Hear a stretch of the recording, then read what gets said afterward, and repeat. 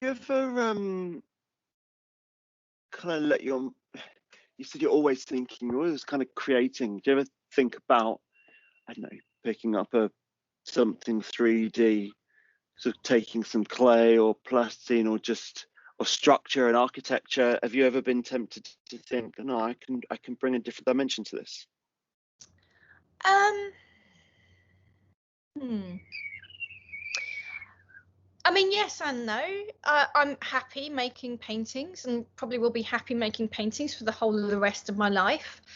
But I kind of enjoy painting on weird things, like weird shapes. Like when I did the skateboard for House of Vans, that was a weird shape. Mm. It's not flat, so that gave me an interesting challenge. Sometimes when I do paintings on walls, they're not flat surfaces. They have like sticky out bits or bendy bits, or that changes things.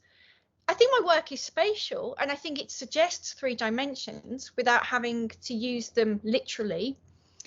And it's not that I would never consider making something that was 3 dimensional. I guess that's not where my practice comes from, though. You know, my heart is in the experience of putting paint onto a surface. But that's not to say that I would never do anything else. I think it's just not a preoccupation of mine to dot around and try loads of things. No, I mean, I've never wanted to make anything with clay. Clay is a kind of, well, I don't know. It's just not something that feels like I would control that medium particularly well. It would just end up like a big formless lump, I'm sure. I remember I was traumatized, I think, by doing some pottery at school, and I was about 13, and we all had to make this dreadful like figure, like a kind of man with like long tube arms that attached to his body and like billowy trousers, and it was dreadful anyway. I didn't want to do it, but we all had to do it. And of course mine was the one that blew up in the kiln, and I was shamed by the art teacher. I'm not sure I've ever got over that. I mean, like, it's just like, oh, I can't do this. Like, the pottery's not my thing. I could probably do it now, but not. I wouldn't do the bendy arm man. I'd do something else. Yeah, the shame of creating a bomb and destroying everybody else's work. Yeah, That's good I fun. know. I know. And then it was like, well, you just didn't like knock the air out of it, and it's like, oh, I'm sure I did, but you know, whatever. Well, sure. Have you got any thoughts on NFTs? Everyone seems to be quite we're either divided or completely disinterested. Do you sort of have a feeling about those at the moment? Yeah, I think they're quite interesting actually. I mean, and it's on my list of things to try and get my head around them in a bit more of a kind of useful and meaningful way than I have at the moment. Um, I mean, there's something really interesting about the way that they are changing the art market, and in a way that's quite beneficial to artists. It gives artists more control, I think, over selling their work and ownership of it after it's kind of left you and traveled through various other like hands. I think that's really good. But there's other things, you know, like the ecological impacts of them isn't great. Um, the fact I don't really understand them particularly well at the moment isn't great. But you know, I might dabble. I don't know. I don't know. There seems to be. I go on. I know. I was just gonna say it's a bit when things are very trendy.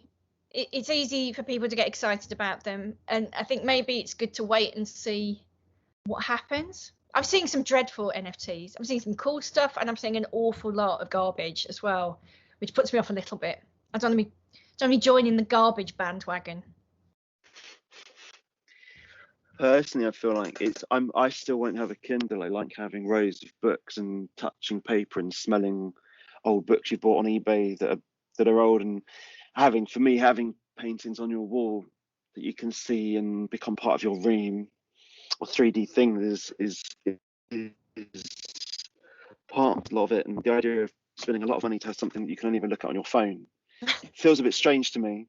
Yeah, I And guess it I'm isn't even not. yours. It's legally yours, but anybody can screen grab, copy, paste, and have it too. And it's Yeah, I mean, I guess strange. I'm thinking of it as the perspective of someone that might make and sell them, rather than I'm not interested in, like you, having ownership of these things that I can only look at on my phone.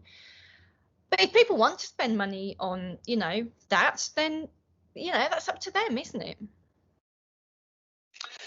Yeah, my only fear with that is that it's because it's based on blockchain and cryptocurrencies essentially, that what it's doing is it's creating like a bubble economy. It's creating a short-term like investment opportunity for people, and that people will buy something for the sake of buying and selling it, and there'll never be any process in the middle, or not never, that's an exaggeration, but the money that's being that's changing hands for some pieces at the moment. I think it's like anything that's ranked on a stock market, or anything. It's buying a house. You don't pay for what the house is literally worth. You pay for what people are prepared to pay. And I think it's the same thing. I worry that at the moment it's just sort of inflating a market where people are buying things because they think, I don't mind spending X on it because I'm going to get X plus one when I sell it.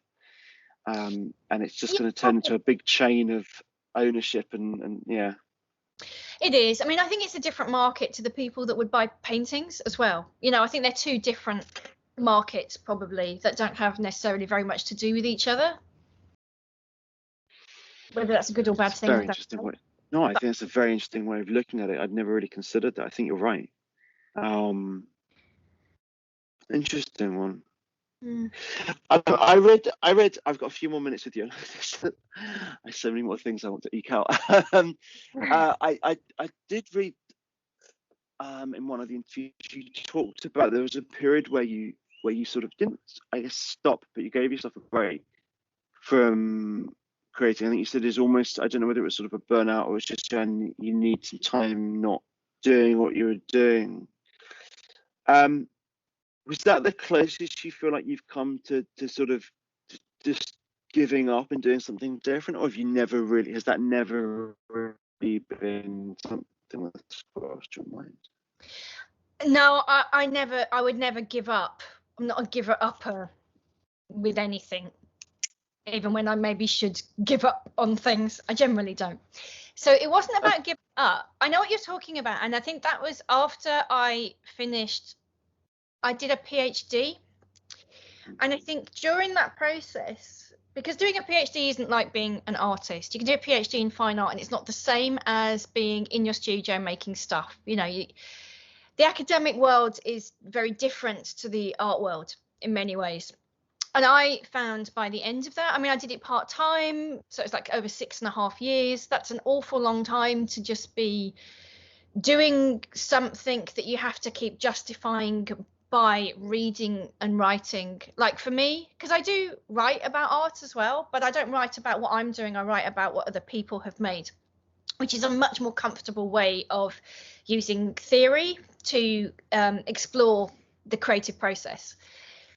But it's not like that when you do a PhD where you're also having to reflect on your own work. And that became, and maybe that's why I've ended up with this kind of not rejection, but awareness of logic within the process, because I don't think that's actually how I think or do stuff.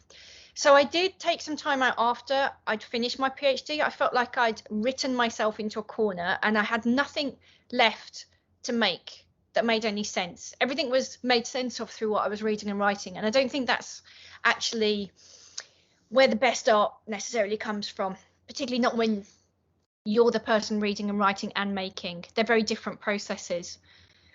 And I think I was really tired of like academic life as well. I realized through the process of doing a PhD that I'm not really that interested in being an academic. I don't like conferences. I used to go to conferences and find it really hard to stay awake. Like I'd sit there for a whole day listening to papers, and at the end of it, I wouldn't have taken a single word in because I'd be daydreaming about other stuff, And I'm a daydreamy person. I'm in my head a lot. Sometimes if I'm talking to someone really boring, I don't listen. Sometimes if I'm in meetings, I don't listen properly. I'm aware of that. It's a flaw. Yeah, it's something I try to work on, not always very successfully. But that life just wasn't for me, and I think I needed some time out to kind of dump some of it. It was like a kind of couple of years of purging, I think, just getting rid of that overly academic, intellectual way of being an artist. It just wasn't right for me. And also, it's for the first time in my life, I had a full-time job then once I'd finished my PhD, because I needed to make a bit more money. And I hated that as well. Like, I hated being in an office 9 to 5, being told what to do. So it didn't leave me with any space or time or desire to make anything until the point at which I hadn't made stuff for about 2 years, and then felt like I was going to explode. And then I had to make some changes to my life so I could make stuff again. So it was just like a chapter in my life, I think. But I learned a lot from that. And actually, when I came back to making work after having a little bit of a break, I think the work I started making was much more honest. I went back to zero. It's like I reset myself and just started doing very simple, reductive, like line drawings, like just black ink on white paper, and then adding colour slowly and making shapes more complex. And then eventually I ended up making the type of stuff that I do now. But it felt like the work I'm doing now is me, whereas maybe the work I was doing before I slowed down and stopped and reset myself wasn't me. It was somebody else. So you're a daydreamer. Can you repeat the question, because I didn't hear it? You broke up. I said, so you're a daydreamer. Yeah. It's that thing about I'm in my head a lot.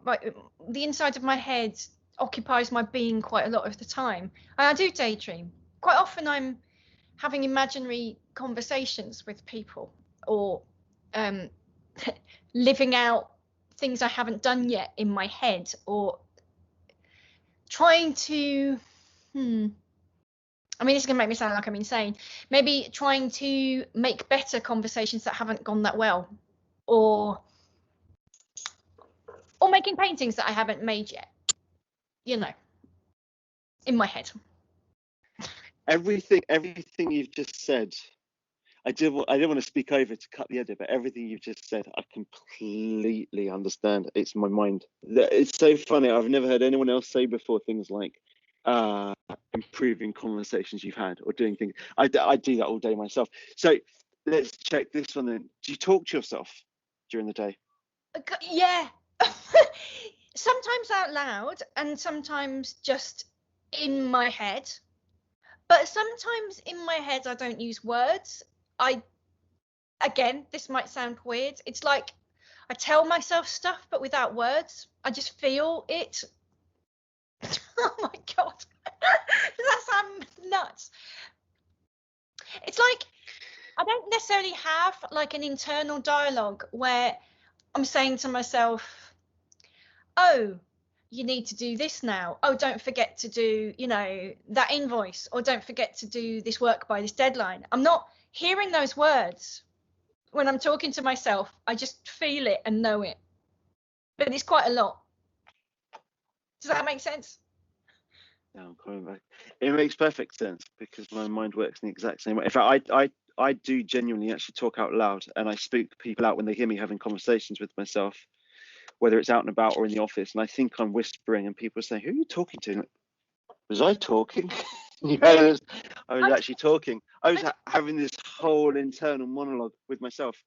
Yeah, I do it on the street as well. I'll be like, yeah. Oh, good. Well, I'm glad it's not just me. That's a relief. Maybe if more people were honest about that, we'd find out it's most people. Maybe it's just because people are too embarrassed to say they actually have those conversations with themselves. We all think what you said about conferences is right. I mean, I go through work. I have to go through all these kind of things all the time. And actually, my first thought about when I go to a conference is not how am I going to listen, it's how many other things can I take to do whilst I'm there, to avoid having to listen to that are actually much more fun, interesting, creative, or whatever it is. I totally appreciate everything you said. Right, I haven't even got to the end of all the list of things I wanted to ask you, but we're obviously over, so I need to jump on. You've continued to be incredibly generous with your time, so thank you so much. I like talking, so it's fine. I like listening. But what I'm going to do, I'm now 3 minutes late for a call with lawyers from Google, which will be lots of fun. Oh God, Um, that sounds I know expensive. it's my company. Thank you. It's not. You're a superstar. Thank you so much. I'm going to put it all together, and you never know. There's always a likelihood that I'll come back to these and go, no, I still need to know this, and I'll drop you another email.